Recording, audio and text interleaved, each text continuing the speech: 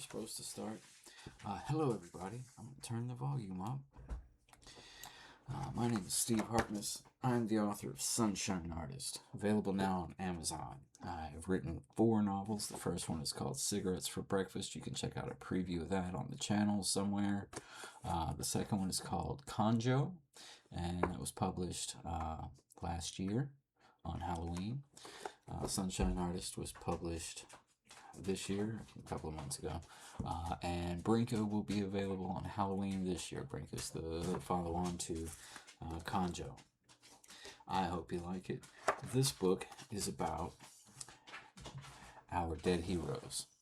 It's about waking up and reading the headlines and realizing you've lost another artist, another actor, another singer, another comedian, another writer, somebody that you loved, and somebody who influenced you, and somebody who was just taken away under always tragic and often confusing and mysterious circumstances. It's about how that makes you feel. It follows the surviving members of the Dead Predators from the funeral of their beloved lead singer, Sharron Lucas, all the way through a tribute show planned in the park that evening, and through the morning and everything that happens to them in the course of this day while they're trying to process the loss of someone they cared about a great deal. I hope you like it, and if you like it, fucking buy it. That's what you can do. Get me out of this shoebox anyway. It's really love you, Leah.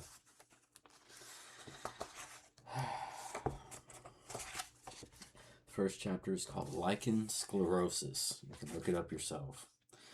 The owner of those tattooed legs there, the ones that look like they could choke out a giraffe, those belong to Janine Summers. She's the bass player for the Dead Predators. About 20 minutes ago, I did a line of cocaine off of Janine's tits in the unisex restroom of St. Olga's Cathedral. We're in Sacramento, I'm told, or the suburbs of it. Janine has a weird scar over her left breast from a complicated mastectomy a few years back, one which Janine turned into a 6-figure malpractice settlement in an oddly gratifying social media campaign. We have discovered that the scar, which is a curved line about 4 centimeters long, corresponds perfectly to the exact amount of cocaine I can do to finish a project without starting a fight with my neighbors. I have known Janine longer than Janine has known any of the members of the infamous metal band she and Sharron Lucas started in the 7th grade as a joke. She is my closest friend. In spite of this, Janine insists that she is a vegan, sometimes I think just to piss me off. We survive on the simple fact that when we're together, neither of us eats. I am what the libs call a rock journalist. It is important that every time you read or hear the phrase rock journalist, you must picture Janine standing behind me, rolling her eyes, and mimicking fellatio. My name is Sam, so far as you know, but you can call me Sonny. Now, I know you're already picturing some balding savant wearing cargo shorts and a Hawaiian shirt, hunched over an old Hermes and some aviators and a bucket hat, plucking away at the keys with a couple of long and carefully aimed fingers while precariously clutching a glass of scotch and a cigar in my free hand. You would be wrong. Visibly, I'm about as vanilla as they come. Today, for instance, I'm wearing a handcrafted gray suit with modest pins and shiny Italian leather shoes that hug my feet like bums at a methadone clinic. Janine is wearing something almost identical except for the nearly 3 feet of exposed thigh, calf, and shin between her hemline and combat boots. We both have the same haircut, basically. Her eyes are sparkling blue, mine are just green, but I never take off my ruby red linens, so very few people actually know that. Janine's hemline is so high I can almost see her lunch when they bring the lights up. To me, and about a half dozen roadies, Janine is known as Nini, pronounced Nini. It is not, as you might assume, an endearing bastardization of her name. I call her Nini because I once watched her Nia man bun in the face twice outside of a Taco Bell in Dick Cheese, Oklahoma, population 8,741, until the pharmacies run out of Sudafed. A man bun is a stage tech with long hair spun into a cutesy little ball on top of his head. In this case, his name was Rob, and he was a sound guy who the crew eventually spotted.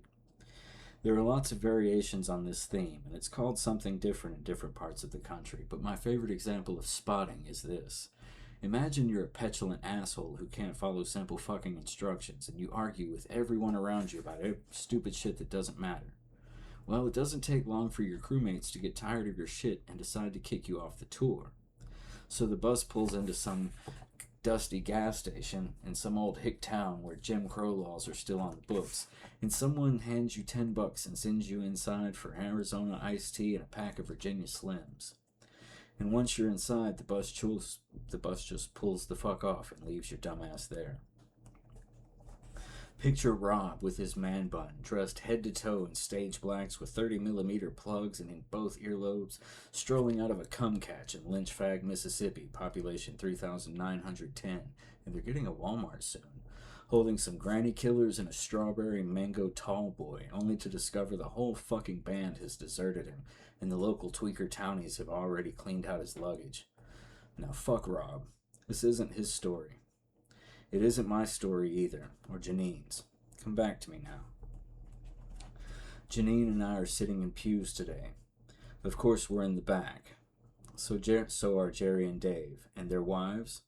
And several of us have already laboriously constructed some pretty terrible jokes about trying to decide whether the burning sensation is a sign of God's wrathful disapproval or just a rash from some Barstow groupie. Dave's wife is visibly uncomfortable with all of it. Partly because, like Sharron, she's Episcopalian, but also because Dave brought home enough venereal diseases from 7 world tours to seed a bioweapons startup. Dave, as you might have guessed, is the guitarist for the Dead Predators. Jerry, to no one's surprise, is happily married to a mustard heiress from White Trash, North Dakota, population 26,982, but we're all keeping our fingers crossed for the swine flu. Her name is Cheryl, and she can drink anyone on the bus under the fucking table. We're all pretty sure Jerry, the drummer, is a homosexual, and Cheryl refuses to contest this assumption. Dave's wife is called Erica, and she's the absolute fucking worst. Imagine Yoko Ono and Lululemons at a Trader Joe's. We are all in Sacramento, in spite of the fact that everyone in the fucking band is from Vancouver. That we're all in Sacramento, in spite of the fact that everyone in the fucking band is from Vancouver, deserves a bit of an explanation. You see, Canadians are softcore pussies who trust the government. If you want to sell a metal album in this hemisphere, you've got to sell it in America. Americans understand and embrace rebellion and violence and cynicism in ways that baffle their northern neighbors. This isn't to say that Canada hasn't produced some of the greatest metal musicians in history. Canadians enjoy the kind of functional education system and gainful employment that is conducive to producing child prodigies in stable, loving, nuclear homes. Dave, Jerry, Janine, and Sharron were all child prodigies. Make no mistake, Canadians will buy metal albums, but only if they're American-made. They'll show up for their own, depending on the gig and the season, but the real money lives below the 49th, and everyone knows it. For every 10 fans of the Dead Predators up there, there are 1,000 down here. And most of those fans don't have passports, so the label, in their infinite wisdom, chose to do this thing here in California. It is July, and everything outside sucks balls. I, unlike my motley companions, am not a Canuck. I am from the swamp-ass capital of the world, in fact. But even I am sweltering on top of an itchy mycology experiment squished between 2 raw cheeks. We are all miserable, of course, and not only for the heat. Nevertheless, there is a virtual army of blacked-out weirdos and misfits lined up for 2 miles in either direction outside of the cathedral, all brandishing cardboard signs with the most supportive, loving, and compassionate messages you've ever read on a fucking Hallmark card. Tonight, when all of this is over, the Dead Predators are playing a one-time reunion show in McKinley Park. Janine is doing the vocals, obviously. Sharron hasn't played with this band in 15 years. The show is a benefit for suicide awareness, as if anyone on the planet doesn't know people kill themselves. The problem with that, for me anyway, is that Sharron Lucas didn't fucking kill herself. The toxicology report listed the probable cause of death as a deliberate overdose of benzodiazepine and vodka, noting that her blood alcohol level at the time of death was nearly 0.38%. Sure, fans of Mother Freehome bought the story without question, but Dead Predator fans? I mean the OG heads from back in the day, not the little nouveau rock twerps that came later. We all damn well fucking knew better. It would be like learning that Captain Kirk drowned in the bathtub. Sharron was a lot of things. She was certainly an asshole, but you couldn't feed that girl a Xanax if you put a gun to her head. She drank mountain spring water and hand-squeezed juices exclusively her entire life. The whole thing is fucked up, and her family won't talk to any of us. It's part of why we're all sitting in the back row. Her little brother Keith says he's coming to the show. We saw him on the way in. Of course, he's a fucking wreck. But we all saw it in his eyes. The little motherfucker knows something, and he refuses to talk about it here. Keith is a good kid. He's a great piano, like his sister was, but the similarities end there. He'll smoke a little weed sometimes, but the Lucas family teetotaling instinct runs deep. We all love Keith, of course, but this cringy-ass, deadhead flower child jam band horse shit they're playing over the 15-inch rock wheels during the visitation is most certainly his doing. We will, in due course, fuck with him mercilessly about it. With Keith, we all intuitively share the unspoken anticipation of the inevitable "we told you so" that Craig and Denise have had burning a hole in their pockets since 1994, the year the White Van album came out. Craig and Denise and the rest of the extended Lucas clan are all sitting in the front 3 rows. Janine's dad is sitting in front of us, and Jerry and Dave's folks came too. All the middle rows are filled out with various A and B listers, agents, publicists, lawyers, old roadies, writers, comedians, and even a few proto-Nazi politicians Sharron, or Mother Freeholm, had done campaign spots for. Ironically, in spite of all the bad blood and the hostility, Janine, Jerry, Dave, and I are all still listed as pallbearers. The Lucas clan fought tooth and nail against this, but the provision in Sharron's will had never been legally updated, so here we are. We're all looking around for Hal, the band's old tour manager, but as yet no one has spotted him. We assume he's holed up in some roach motel with a ribby hooker and a bag of smack, and I suppose we wish him well. The Dead Predators made their metal debut with the White Van album, so called for the ominous-looking windowless white van emblazoned with the big green letters DP on the side, lurking in the shadows on the album cover. The record was half sludge, half stoner metal with some early innovations in industrial and synthwave that made the whole thing pretty much unquantifiable to most of my colleagues in North America. The first track was called Free Ice Cream, and no one was more surprised than the Dead Predators to hear that single playing on radio stations from coast to coast, in spite of the fact that there are no less than 37 expletives in the lyrics that would net hefty fines from the censors in pretty much any North American market. It was one of those crazy things where the fans knew, and most of the jockeys probably knew, but since the only 3 words you can actually hear Sharron clearly pronounce in the whole song were free, ice, and cream, the label sent off dummy lyrics to the regulators, who signed off without ever really listening to the track. It lasted about a week and a half before some busybody nerd fucking ruined it for everybody, but the album shipped over 5 million units in the first year and catapulted the Dead Predators, 4 pasty-ass goth teenagers from Vancouver, to international superstardom overnight. Let's put those numbers in perspective. Remember those San Francisco cucks who were selling stadium shows around the world by 91? The ones who famously sued that file-sharing service and ruined the internet for poor people everywhere? Yeah, those guys. 2 years after the White Van album, those guys put out a chart-topping record that technically sold 20,000 fewer copies in its first year. The year after that, the Dead Predators released Cotton Candy, which hit 13 million units in America alone. This album had no less than 3 radio-friendly hits, all clean, no expletives, but curiously enough, all 3 were allegories about murdering fascists and overthrowing totalitarian governments, all lifted straight out of Animal Farm. It was their fuck you to the Serbs and Croats in the Bosnian War, and it was also the first studio release that all 4 founding members were legally old enough to play in clubs. Those were better days. Conspicuously absent from today's proceedings is Bert Wilson, a middling hack of a country and western solo artist who hates immigrants and inexplicably managed to turn the baddest bitch in the world into a fucking trad wife. For legal reasons, having to do with royalties and licensing, Sharron never took his last name.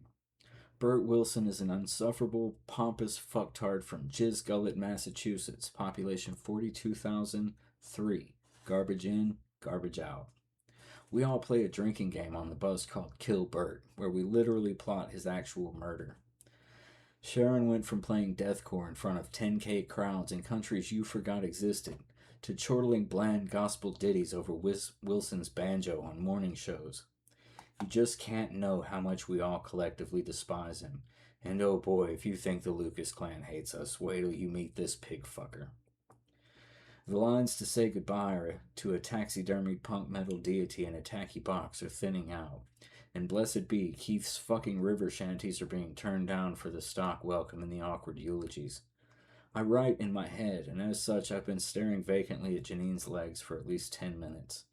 When I look up, it isn't to see what Keith is doing, or to count the number of hopeful beneficiaries lingering over Sharon's husk, but to survey the crowd for the next mysterious suicide or overdose in the bunch. You see, dear reader, this isn't the first time I've attended one of these morbid spectacles of late-stage capitalist ritualism. Indulge me, if you will. Take a little sip of soda. I'm not in a hurry. I don't care.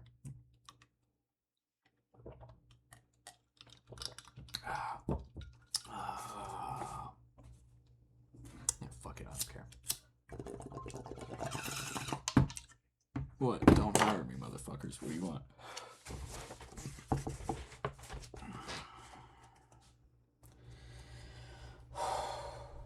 I never aspired to be a rock journalist.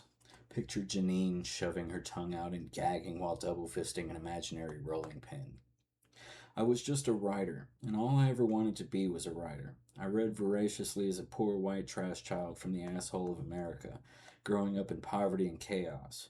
Books grounded me and allowed me to be in the room with people I didn't want to be in a room with. At all times, from adolescence onward, I carried a man purse over my shoulder with a book to read and a notebook to write in. After about 14, I carried a lot of drugs around in that man purse. But because I was always reading, and because I never dressed like one of these fucking Muppets, I was routinely disregarded by the various guardians and authority structures of the late 20th century, who busied themselves hunting conspicuous green-haired aliens with fake IDs and stolen cars and t-shirts that said, "Fuck the police." From about 15 on, I sold a lot of drugs to these people and made a lot of money. I went to their parties with no drugs at all, bought their drugs from them, and sold their drugs to them. They were genuinely nice people, just short-sighted, I think. The punks, I mean, not the cops. I cringe at what my teenage self probably thought about the police, but I rarely said it out loud. At this age, though, my thought is basically that you get what you pay for. Janine and Sharron started the band 3 days before one of those atrocious events where bands battle against other bands. This is real life, incidentally. I bought drugs from Dave and Sherry on a Tuesday afternoon on Aspen Court and sold a generous portion of those drugs to Sharron and Janine. Sharron did not take drugs, but what she did with them was and remains her business. On Pinecrest that same Tuesday evening. Wednesday, I introduced the four of them to each other so I wouldn't have to bus 17 miles both ways for $8 and some smoke. Thursday, the five of us gathered at Janine's dad's house. He's the guy sitting in front of me right now while I meat gaze his bipedal offspring. He's an absolutely fucking tremendous dude, and the closest thing I or the boys had to a real father growing up. He played with the King back in the old Hayride days and was a studio musician and a phenomenal producer. He took gigs all over the world, and after a certain age, he pretty much let Janine do whatever the fuck she wanted anyway. So he was gone all the time, and we immortal teenagers had this gangster-ass pad, and Janine could play every instrument that existed. A brief aside, dear reader. I think drugs are amazing. I don't really give two fucks what you think. Drugs are great. It's people that suck. Never forget that. However, you will, as the pages turn, observe copious amounts of cocaine consumption, and simpler minds might be lulled into thinking that this fast and loose treatment of a dangerous and addictive substance amounts to advocacy for its use, ignorance of its destructive potential, and glamorization of its cultural relevance. This is a very cloudy subject for a lot of people, especially those dealing with substance abuse problems in their own life or who have lost loved ones to drug and alcohol addiction. I need to make something crystal clear. Janine does cocaine because her multi-million-dollar job requires her to finger 162 beats per minute for up to 3 hours a night for a minimum of 97 nights per year. Jerry, in turn, does cocaine to keep up with Janine. Dave, well, Dave often does do cocaine because it's the universally accepted currency with strippers on every continent. But Dave also does cocaine to keep up with Janine and Jerry. They all eat real food regularly. They drink shitloads of water all the time, and they all exercise daily. Sharron was not the outlier. She was the thing on the other end of that spectrum that grounded the group and made them function as a whole. Sharron's body was a temple, as many of her fans would attest, and she maintained it like a well-oiled machine. Anyway, the point is, dear reader, if these stories make you think you want to do cocaine so you can be like your heroes, all I'm saying is don't forget about the rest of the shit that goes into functioning at that level. Cocaine isn't a shortcut. It's just another crutch we lean on to keep the lights on. This isn't a great public service advisory, but it's the best you're going to get out of me. Now, where was I? Oh yeah, Janine's house. So Thursday night, we're all just having a casual conversation about possibly going to the event where bands battle other bands. And Janine was beating on shit like he always does. Jerry was beating on shit like he always does. Janine was showcasing her dad's Telecaster to Dave, who was salivating over pretty much everything in the house. Dave hit a lick with Jerry, and all of a sudden, Sharron was just growling at the top of her lungs. Janine took about 16 bars to snap out of the what the fuck moment before she grabbed her own 4-string, fumbled at the socket and knobs, and just came in hard as fuck right on time for the breakdown. Now, I'm not saying that I came up with the Dead Predators or that these kids owe me their success or even that I ghost wrote a bunch of those lyrics. What I am saying is that I was actually a pretty good sound guy and that I came up with the name and that I ghost wrote a bunch of those lyrics. But the important part was that at that particular period in high school, I had developed a little literary fetish for Russian literature and had learned something about a newish concept called propaganda. This is kind of an ironic part of the story by itself, but we'll come to that part later.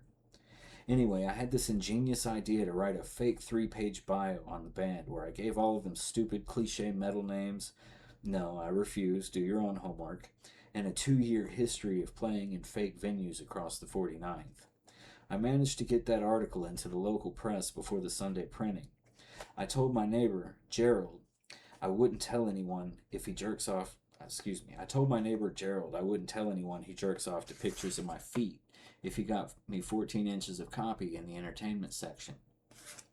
Gerald was an editor and a early kindred spirit, and though I've grown to despise editors intensely, Gerald was a good dude, too, and so far as I know, he did not jerk off to pictures of my feet. So the DPs, double penetration, grinded all weekend long, skipping a kegger on Pinecrest to crank out weird songs in Mr. Summer's basement before the event. You can probably guess that none of the other entrants had fake publicists of their own, so when they all showed up with their garage gear and their mom wagons and discovered that over 3,000 people had showed up to watch them get destroyed by anonymous students at a church school function that prepped with 5 cases of water and 10 cases of red Fanta, things got out of hand. The DPs fucking owned that place for the rest of the day. They showed up in full costume. Oh, we burned the pictures, fuck you. With 15 grand worth of studio grade shit and a sound guy. We actually had like 20 or 30 shirts made just to commit to the gag, and we sold every goddamn one of them. The next week, I wrote a whole story about how 4 no-name anarchists had just hijacked a news cycle in Vancouver and sent it in with Gerald.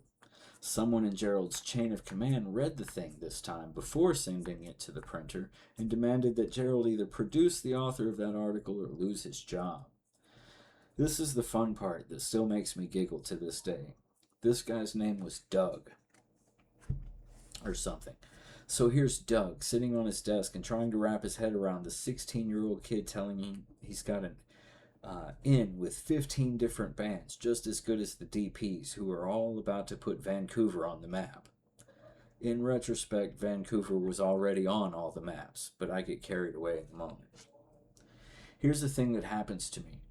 People hear my voice on paper, and then they hear my utterly incongruous southern drawl, and something snaps in their brains.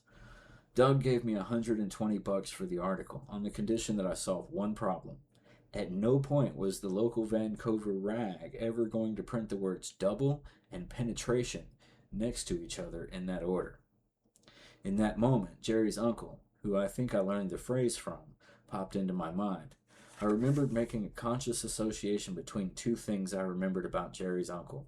One, he was a total piece of shit of the highest order, and two, that fucking weird white van he drove on HVAC jobs. The words dead and predator were the first two English words I could think of that satisfied the D and the P in a coherent way. By the time I was 17, and the dead predators were a worldwide sensation, I had learned to eat the Dougs of the world like gas station nachos. Rock journalism, picture me holding up the air quotes while Janine tilts her head back to the heavens and pretends to swallow a yard-star telescope, are a dime a dozen. They are boring people who interview interesting people. I've never interviewed anyone in my whole life, and I own a 30-acre villa in Oceanside. I traveled with interesting people and wrote interesting stories about the interesting things I saw, or more often than you want to believe, invented. Sure, I was lucky, but Janine's a Nepo baby, and that wouldn't stop you from waiting out in line for her autograph. But there was more to it than that. I had agency. And I also rode that fucking bus back and forth across Yankee country. And I humped the subs and the truss and the feeder on and off of that truck too. For about 17 years, my job in life was to ride or die with all your favorite sycophants and sellouts. I watched the job build people up and break them down. I scribbled it all down like graffiti on the bathroom stalls of middle America. People played their beep boops on the bus. Some read or looked out the window or drank themselves senseless and chain smoked. I wrote. And the Dougs of the world will blow me for the privilege to print those stories. But I've never written a real fucking eulogy before. Do you understand? I'm looking out over the attending bereaved and seeing careers in various stages of development. There is some real talent in this room. There is rock and roll royalty. There are all the various representatives of the various cogs and gears that make the whole machine run. There is money in this room. Your next favorite artist might be sitting here in one of these pews. If I set a bomb off in this cathedral, it wouldn't shut Hollywood down. But it sure would fuck Hollywood up for a couple of months, there's no doubt. And someone here won't survive the fucking season. It's bothering me. Janine knows it's bothering me. It's bothering her too. And Jerry and Dave and Keith and you. Sharron Lucas didn't fucking kill herself. And someone in this goddamn room knows it. She didn't get shit-faced on an overdose on beans and sauce. Someone or something is destroying your heroes, our friends. And we're tired of pretending it's not happening right in front of us. Last year I attended Morrill Ellington's funeral. He wrote the Marry Me Annie trilogy. He died on a yacht after feeding couscous and grilled lamb chop to his 6 kids. People said Morrill Ellington smoked crack because one of his characters was a dopehead in the projects. There are a lot of stupid fucking people, but Morrill wasn't one of them. Janine came to that funeral with me too. We both dressed like normal human beings and sat in the front with April and the children. April was fucking devastated. Do you understand, dear reader? Or are you distracted in thinking of that damn scene in the sequel when Tilda Swinton does the striptease for the Venezuelan crime boss with the heart of gold? April was a human being. All 6 of their kids lost their father that night. Crack fucking cocaine? Are you serious? Are you stupid? Are you fucking paying attention? This isn't Sharron Lucas's story. But I'm sitting here in this weird fucking cathedral behind a comic book roster of your favorite movers and shakers, and I'm realizing that I can't tell this story without her. She was one of my closest friends, right there on the bus with Dave and Jerry and Janine. We put 250,000 miles between Vancouver and this stupid commercial disguised as a funeral, and to this day I still don't know why she left the band. Janine never gets mad at me about anything. I once slipped up on mushrooms during a blowjob and called her Lisa while pulling her ears. Most girls would ghost you for less. Janine gave me a devilish frown and thumb blasted me so I couldn't clench hard enough to finish the orgasm. But when I ask her what really happened with Sharron, she gets mad at me. Dave and Jerry just look at the floor and turn mute. None of them will say it out loud.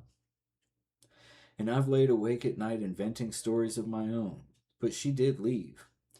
They put in 17 good years together. They were all more than twice as old when they walked away as they had been when they started. I guess everyone goes in strange directions. Jerry lives in a 2-story Edwardian in North Dakota with Cheryl and the boys. He's a fucking podcaster. Dave is doing the family thing, as well as Dave can. Janine was never going to stop making music. Dave and Jerry are studio types these days, and they still collaborate on projects in the cloud. The trio still drop periodic releases, and they go out every few years to ride the nostalgia circuit.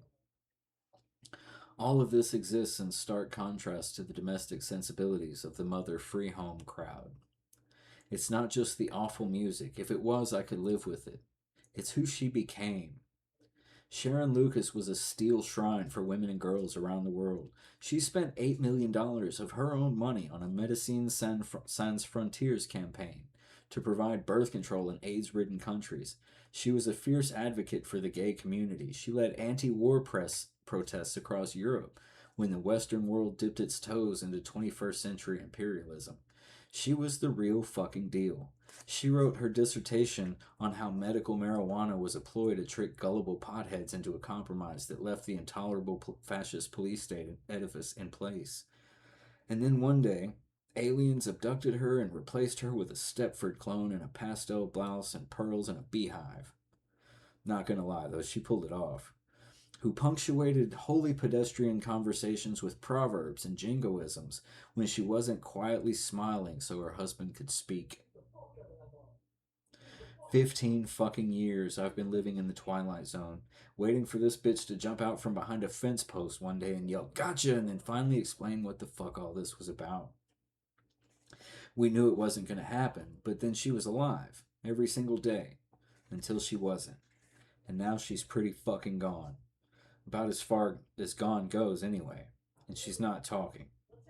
And I try to think about what it is I would say if I had the chance to say one more thing to her. And in a few minutes, I'm going to have to walk up here and freestyle some kind of fucking eulogy for the taxidermied corpse of a punk metal matriarch that I haven't recognized since the recession.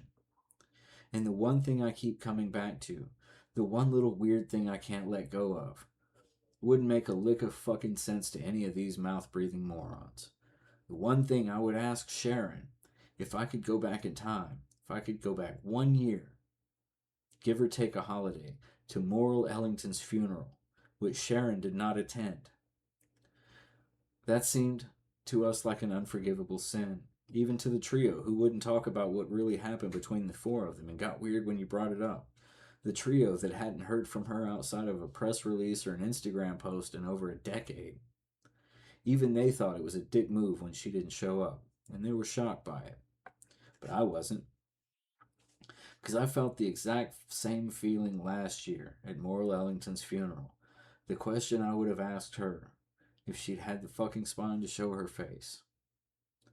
Do you believe what they're saying about him? Janine elbows me out of my stupor, and for a moment I panic, thinking it's my turn to go up here and pump out the platitudes for this den of thieves. But then I realize who she's pointing at, and while trying not to look like she's pointing at something, and in general trying not to look interested in anything happening in this freak show. But she's right. That's Hal fucking Mortensen in the flesh, walking with a weird cane, dressed to the nines. Hal is clean looking, and conspicuously so. Hal is coolly squeezing past the patrons beside us to sit with the band. I suppose he wasn't going to have much luck with that down in front with the Lucas clan, him being Hal and all. And to try for the middle would have just been a distraction. There is an unusually deliberate nature to Hal. He wants to sit next to us and means for us to notice him without drawing attention to himself. He sits down next to me and Janine, proffering the obligatory fist bumps of solidarity. But it hits me. Hal has that same look in his eyes that Keith had. This little motherfucker knows something. I say a silent prayer that Hal isn't next up on the DJ list, which is nominally unfair to Hal, I suppose. Hal was a 70s accountant living in the 21st century. It was a novel combination in the 90s, but Hal checked out when the calendar rolled over and pissed away a small fortune on blackjack in the bookies, like the stereotype that he was. Hal knew all the union guys in the big cities and could get gigs for the DPs in places that none of us would have ever thought to play. He knew how to butter the local pound cake for the all ages shows and keep the fuzz from running off the fucking audience. He knew how to get the club owners to go for the waivers so the kids could play behind blue comics and exotic dancers alike. Hal was not the most rock and roll guy in the room by a long shot, but I think every great band inevitably owes some measure of their success to a Hal somewhere in their history. And when Hal got popped running Tar Baby and medical grade hashish in motor boxes between a little ad hoc network of business agents between Pittsburgh and Charlotte, he pled out of a conspiracy charge and took 5 on the chin. Rumor has it he Shawshanked the warden or the district attorney and got himself down to 3 and some change. Our boys in the East were still poking around for bouncing Bettys on the Green Mile when the feds let Hal go. And since then, well, ribby hookers and smack, mostly. The DPs have been known to crash a rave now and then, mostly to see how the Candy Kids handle the 5/6 signature and 100 at 162 beats per minute. It's fun watching the brave ones try. In spite of our various predilections, of course, we had no idea that the real reason the DPs occasionally showed up in cow pastures and obscure farm towns, playing death metal mashups over thumping 808s while anonymous, emaciated DJs spun tasty earworm samples from every conceivable genre, was that old Hal was running a side hustle with Wyatt Hendricks, the production manager who came on for the second tour. Wyatt Hendricks died in a drunk driving accident 2 years after Hal went down while driving home from a mini golf course somewhere in Dade County. The circumstances of his death will necessarily go unchallenged in this story. Wyatt was basically a nobody and kind of a fuck-up in general, and while it was Wyatt that probably got Hal nailed in the first place, in general we remember him fondly and hold no grudge. He wasn't a bad guy. Shit, man, I'm really fucking high right now. Where was I? We'll come back to Hal when he does or says something more interesting than having dragged his sorry ass out of whatever hole he's been hiding in for the last 5 years. For now, we assume he showed up to pay his respects, and we expect him to give us some spiel about putting the band back together. Hal gets himself into debt sometimes, and he's given this band the same speech on multiple and correlating occasions. He doesn't really speak the language anymore, and a substantial portion of his continent-spanning personal network has diffused into nursing homes, prisons, and cemeteries. But all of the remaining members of the band are filthy rich, and none of them are especially precious about throwing an old friend a break. Like I say, we all owe Hal way more than Hal has ever owed anyone.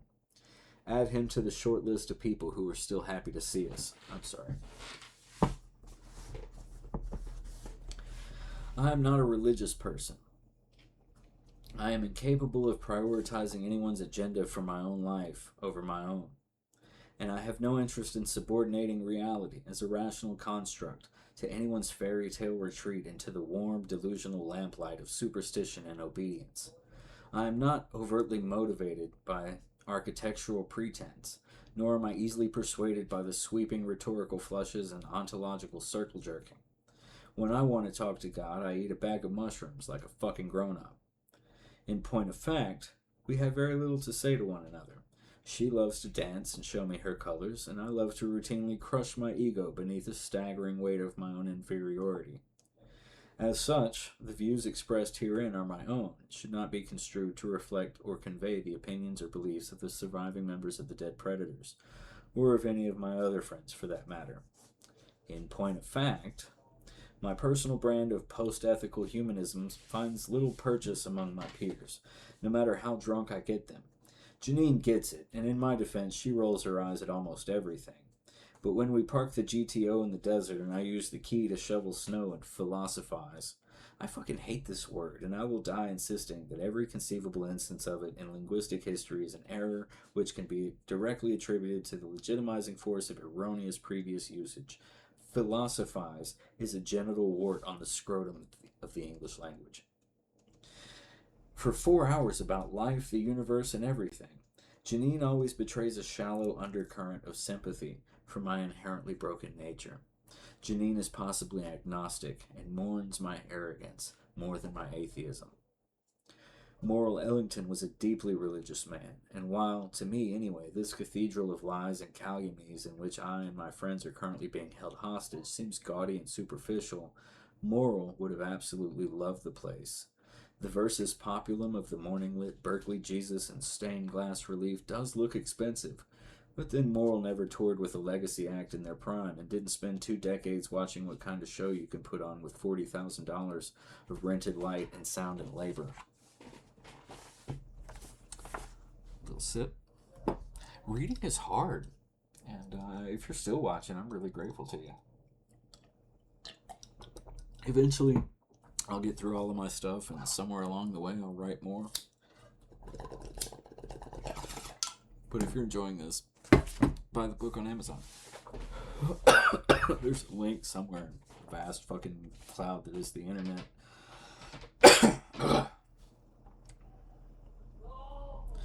On most days, when a venue like this draws a crowd this size, it isn't terribly difficult to give the patron a religious experience.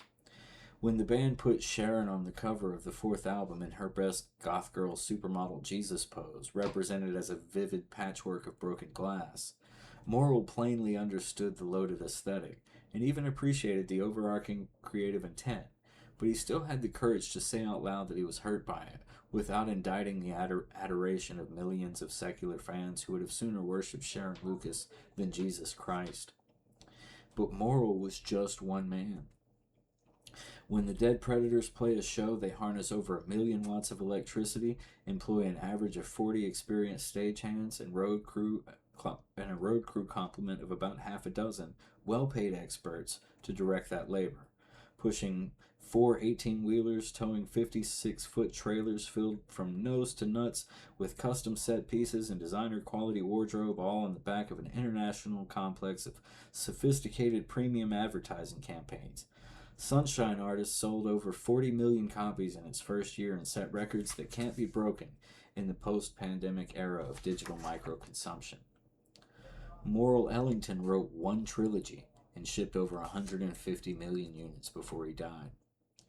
Roughly 1,000 sheets of paper, just like the one you are reading now. 28 million to license the rights to the film studio, and who knows how much more from the merch and tie-ins. Translations in 17 languages. There's not a goddamn crumb of heavy-handed theology in any of it, and Morrill outsold the fucking Bible. If Jesus could have put up Morrill's numbers, even I have to admit the world would probably be a better place. Janine is evidently paying attention to everything that's happening, in spite of her practiced apathy, because she pokes me in the ribs and leans in to whisper that Butt has arrived. I know it's not clever, but if you met the guy, you'd still laugh. Bert Wilson does not look in our direction when he makes his way down the center aisle, limping his signature bow-legged John Wayne limp, like the motherfucker has ever ridden a real horse in his life. Bert is wearing boot-cut blue jeans and a tan cashmere blazer, because of course he fucking is. His boots are turquoise and indigo with what looks like rattlesnakes stitched into them. He is wearing a Stetson ripoff that is exactly 1/2 inch too big for his stupid head. Bert Wilson is a ginger, complete with mutton chops and a Proud Boy beard. If he had 6 shooters hanging from his hips, he could play a dollar store generic Yosemite Sam in a live-action franchise that would lose at least $10 million at the box office. Have I mentioned that we really fucking hate this guy? Someone in the Lucas clan notices Bert, and quickly the rest of the ducks register the muffled quacks, and soon there are patches of people standing up in the middle of some uninspired eulogy being delivered by a third cousin twice removed who once rode the bus with Sharron in the 4th grade or something. Craig and Denise greet Bert with bright smiles and warm hugs. Bert Wilson was the future that Craig and Denise wanted for their daughter. Various Lucases of various significance and influence on the Lucas food chain are reaching over one another to shake Bert's hand and grip his shoulder and look in his eyes and warmly remind him that they exist, like he's some kind of fucking celebrity. After some commotion, Bert essentially takes it upon himself to commandeer the entire ceremony. Sharon's third cousin politely surrenders her lectern when Bert drags his wranglered ass onto the stage with a big friendly smile and narrow eyes. Sharon's cousin doesn't actually know what to do in this situation, so she just shakes his hand and gives him one of those one-handed hugs where your hips hang out behind your elbows while your shoulders graze each other. It is visibly awkward and phony, and people in the middle and rear pews who have no real vested interest in kissing Bert's ass respond with stifled snorts and confused whispers. And then Bert Wilson has the stage to himself. What follows, dear reader, is every bit as obnoxiously unmemorable and infuriatingly canned as I hope by now you assume it will be. I am strongly inclined to skip it. Dave and Jerry and Cheryl are giggling. Cheryl leans over Erica, who is annoyed with all of us, and whispers in Janine's ear. Janine cups her mouth and scrunches her eyes together, and then leans over and quietly informs me that we've all decided to stop calling him Butt and start calling him Droopy. I instantly see it and cannot completely stop the first half of a howling laugh. Oh, Bert sees us now. Fuck you, Bert, you twat. That's the first chapter of the book.